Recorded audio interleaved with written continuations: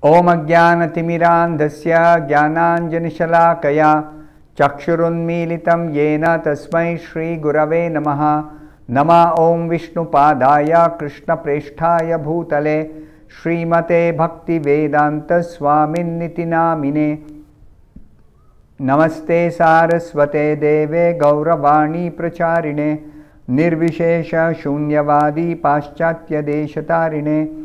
Jaya Shri Krishna Chaitanya Prabhu Nityananda Shri Advaita Gadadhara Srivasadi Gaura Bhakta Vrinda.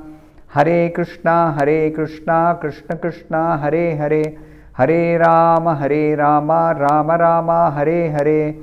Om Namo Bhagavate Vasudevaya Narayanam Namaskritya Naram Chaiva Narottamam Devim Saraswatim Vyasam Tato Jayamudirayet. In this session, we will be discussing from the 10th verse of the 11th chapter of the first canto of Srimad Bhagavatam. Katham vayam natha chiroshite tvayi prasanna drishtya khila tapa shoshanam jivemate sundarahasa shobhitam apashyamana vadanam manoharam iti chodirita vachachaha prajanam bhaktavatsalaha Shrunvano nugraham drishtya vitanvan pravishat puram. The meaning of this verse is, O Master, if you live abroad all the time, then we cannot look at your attractive face, whose smiles vanquish all our sufferings. How can we exist without your presence? Upon hearing their speeches, the Lord, who is very kind to the citizens and the devotees, entered the city of Dwaraka and acknowledged all their greetings by casting his transcendental glance over them. Krishna has reached Dwaraka city, and the citizens have so nicely expressed their feelings to Krishna that Krishna acknowledged their greetings by casting his transcendental glance over them. So here we can particularly notice that those who are pure devotees of Krishna, they are always attracted by Krishna's most beautiful and attractive face, that they cannot take their eyes off Krishna's face. So even though we have experience of beauty in this material world, this material beauty cannot be compared with Krishna's supreme beauty. So if at all we are able to get a glimpse of Krishna's beautiful face, even for a brief moment, then we get completely attracted to Krishna, and consequently all other material beauty will completely become insignificant. We will never again go after material beauty.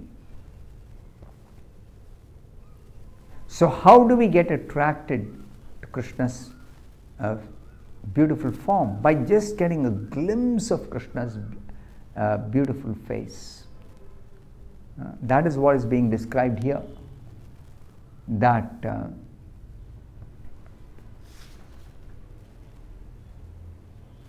when we cannot see your attractive face, then we are missing your beautiful smile, which vanquishes all our sufferings. Of course, devotees don't suffer, but this is just to say that even if there were any suffering, it would simply disappear if the devotees just have a glimpse of Krishna's beautiful, attractive face. So Krishna is very kind to his devotees, and devotees are very much attached to Krishna. So the relationship is very, very, very, very intimate.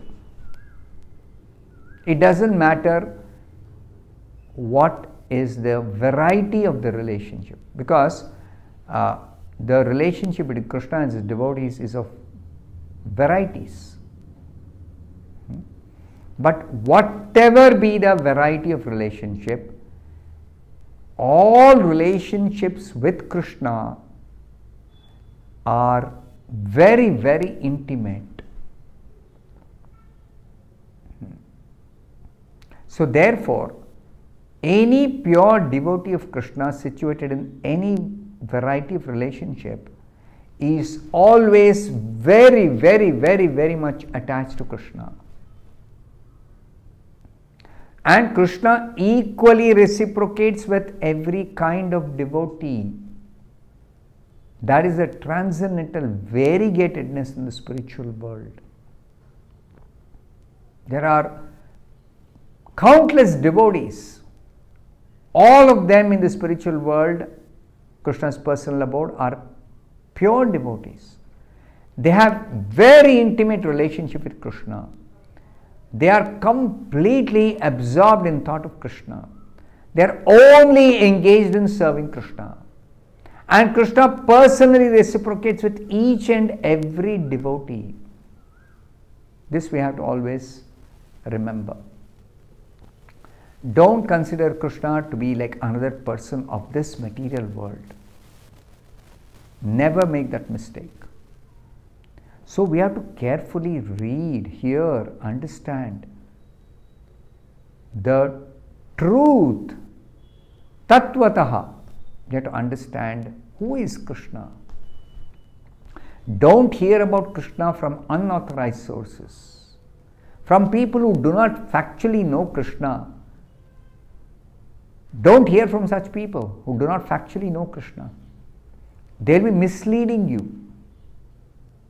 So hear from pure devotees. And for us, Prabhupada is the pure devotee who perfectly describes Krishna. And he describes Krishna from the most authoritative source, the Srimad Bhagavatam. So in the purport to this verse, Srila Prabhupada explains, Krishna's attraction is so powerful that once being attracted by him, one cannot tolerate separation from him. The example is there in the 10th canto of the Bhagavatam. Krishna, when he appeared 5,000 years back, he was born in Mathura, and because Devaki and Vasudeva were anxious to protect Krishna, so Krishna directed Vasudeva to transfer him and hide him in Vrindavan. So Krishna, in his Leela, was hiding in Vrindavan for about 12 years. But actually, Krishna's Leela is that his childhood he will spend in Vrindavan in the company of the Brajavasis, who are his intimate devotees. Then Krishna left Vrindavan because he wanted to rescue his parents, Vasudeva and Devaki, who were being harassed by Kamsa. And Krishna and Balaram went to from Vrindavan to Mathura in order to free his parents. And Kamsa was killed along with his associates. But then Jarasandha became very envious of Krishna because Jarasandha's daughters were married to Kamsa. So when Kamsa was killed, Jarasandha's daughters became widows. Jarasandha became angry at Krishna, that Krishna killed Kamsa. Jarasandha never considered why Kamsa was killed.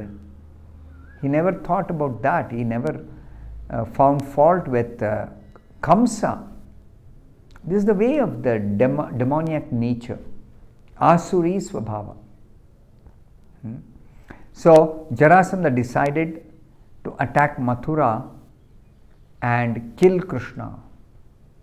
Of course, demons are foolish, so foolish that they don't realize Krishna can never even be touched or approached by demons or materialistic persons. What to speak of killing Krishna?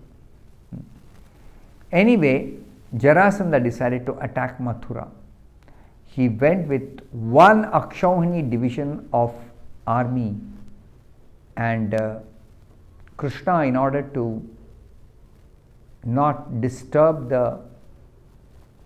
or involve the residents of Mathura in the fight against Jarasandha, Krishna and Balaram with a few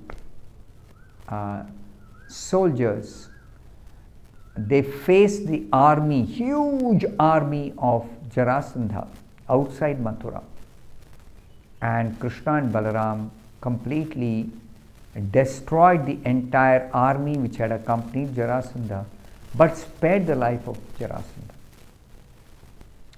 And Jarasandha attacked Mathura like this 17 times, and each time Jarasandha was defeated. But because Krishna became busy with all these things, the Vrindavan Nivasis, they were waiting for Krishna to return after finishing some business in Mathura, but Krishna never returned. So they were feeling the separation from Krishna very, very intensely, that they could not forget Krishna even for one moment, even though Krishna never returned to Vrindavan. So that's why Prabhupada says, once one is attracted by Krishna, one cannot tolerate separation from him. Why is this so? Prabhupada explains, because we are eternally related with Krishna as the sun rays are eternally related with the sun disk. The sun rays are molecular parts of the solar radiation. Thus the sun rays and the sun cannot be separated. Can you have sun rays without sun planet? No. Can you have sun planet without sun planet emanating sun rays? That is also not possible. So the sun rays and the sun planet are always together, always connected. Now there is something called a separation by the cloud, but that separation by the cloud of ourselves and the sun is temporary and artificial, and as soon as the cloud is cleared, the sun rays again display the natural effulgence in the presence of the sun. Similarly, the living entities who are molecular parts of the solar